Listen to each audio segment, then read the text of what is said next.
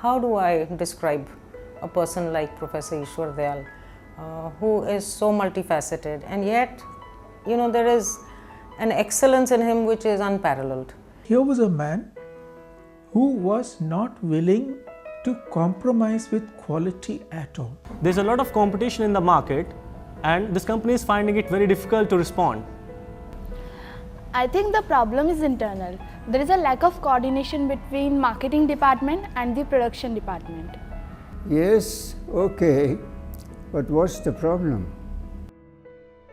For the past 50 years, Professor Ishwar Dayal has asked and sought answer to this very question. What is the problem and what has led to it?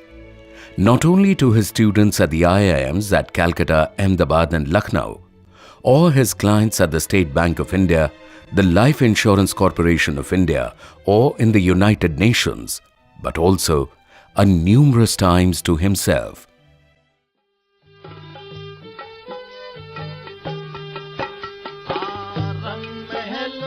Ishwar Dayal was born in 1924 in the city of Indore.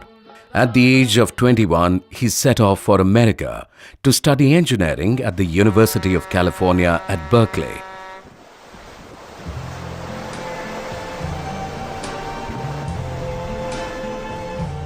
I see trees of green. After completing his undergraduate studies from Berkeley, he did his master's in psychology at the City College, New York. And I think to myself, what a Ishwar Dayal's career as a young executive started in Calcutta.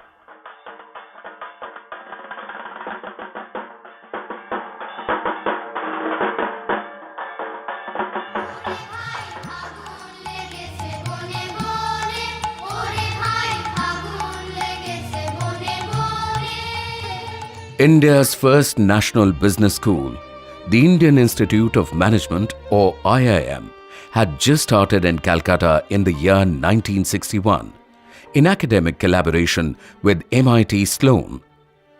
Ishwar Dayal was sent by his company to attend the Advanced Management program in Srinagar that was conducted by AIMA and MIT in collaboration with IIM Calcutta.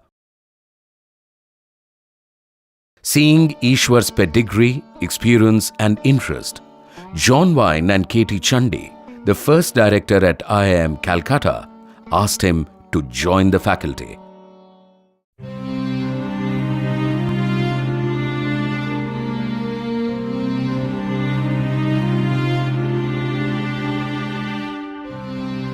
Dear Sir James Lindsay, I hereby resign from my position in the company. Life at IIM Calcutta was not easy either. For one, its campus at Joka had yet to come up. The makeshift campus functioned out of the town of Barakpur, which was 25 kilometers away from Calcutta. But Ishwar and his colleagues did not mind, for they were enthused by a far greater challenge. Management education was a new concept, and many questioned if management could at all be taught. In 1963, IIM Calcutta started a 9-month residential program for junior executives. They were sponsored by their respective companies. Ishwar Dayal was the program director. Teaching was a new learning experience for Ishwar. It made him see the world with a much broader perspective. Absorbed in this new world of organizational theories and human behavior, research and consulting, Ishwar developed a deeper insight into organizations and people. What was more, he got the opportunity to confirm his reflections and thoughts with great minds from MIT like Warren Bennis, Thomas Hill and Douglas McGregor. In late 1963, the workers of the J Engineering Works at Calcutta went on a strike. This was no ordinary event. One, The excellent industrial relations at J Engineering prior to the strike had served as a model for many factories in Calcutta. 2. The strike went on for more than 6 months. This was Ishwar's first field study after getting into management education.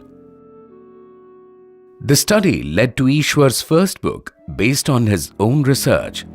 Many more were to follow. The second national IIM at Ahmedabad started functioning almost at the same time as IIM Calcutta. After spending 4.5 years in IIM Calcutta, Ishwar moved to Ahmedabad in 1967. Ishwar's move to IIM Ahmedabad was to prove to be another key milestone in his academic career. It introduced him to case writing and teaching. IIM Ahmedabad also exposed Ishwar for the first time to campus life. But the biggest gain for Ishwar Dayal at IIM Ahmedabad was in another area that was to become very close to his heart in the years to come. Besides the emphasis on teaching, research and consulting, Ravi Mathai and his colleagues created administrative and institutional systems that bolstered individual excellence as well as extensive participation by the faculty. The hallmark of this system was the Faculty Council, of which every faculty was a member. Today, the State Bank of India is by far the biggest bank in the country, both in terms of reach as well as assets. In the late 60s, the bank's chairman R.K. Talwar felt the need of extensive restructuring of the bank and its businesses. SBI approached IIM Ahmedabad and the project was led by Ishwar. In the words of Mr. N. Vaghul, the former chairman of the ICICI Bank, Professor Dayal's work transformed SBI and placed it firmly on the map of the banking industry.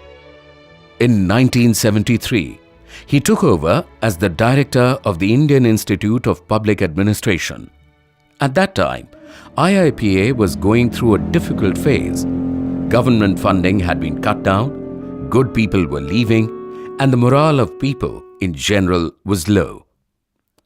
With his characteristic quest for organizational renewal, Ishwar managed to bring new perspectives in this situation as well.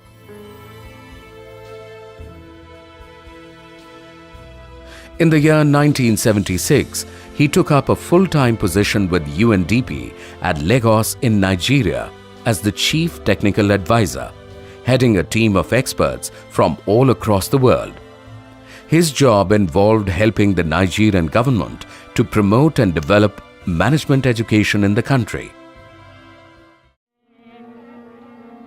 In the year 1984, when the Government of India had decided to set up the 4th IIM at Lucknow, Ishwar Dayal was chosen to be its first director.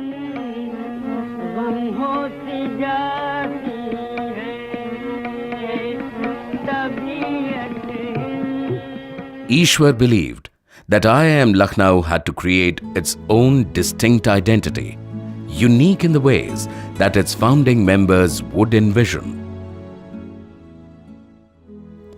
In his endeavor to create a peer culture similar to what he had experienced at IIM Ahmedabad, he encouraged the faculty members to build the programs collectively through discussions and consensus building. In 2001, Ishwar Dayal chaired a committee set up by the Indian government to recommend future directions of management education in India. In 2005, the batch of 1972 of IIM Ahmedabad paid a glorious tribute to this great man.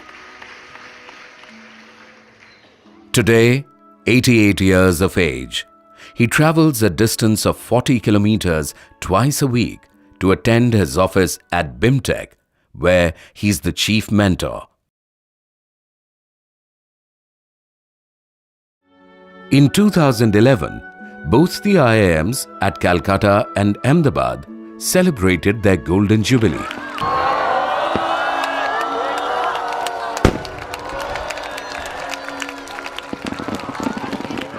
The last 50 years have also witnessed a sea change in the Indian business scenario. The term Indian multinational is a reality today.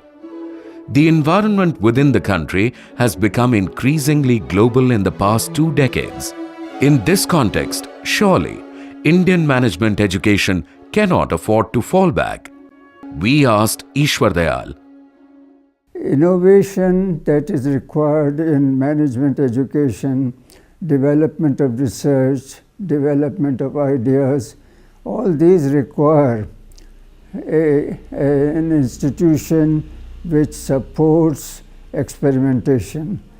In his recent book on organizational development, Ishwar has given us a glimpse of his vision for Indian organizations.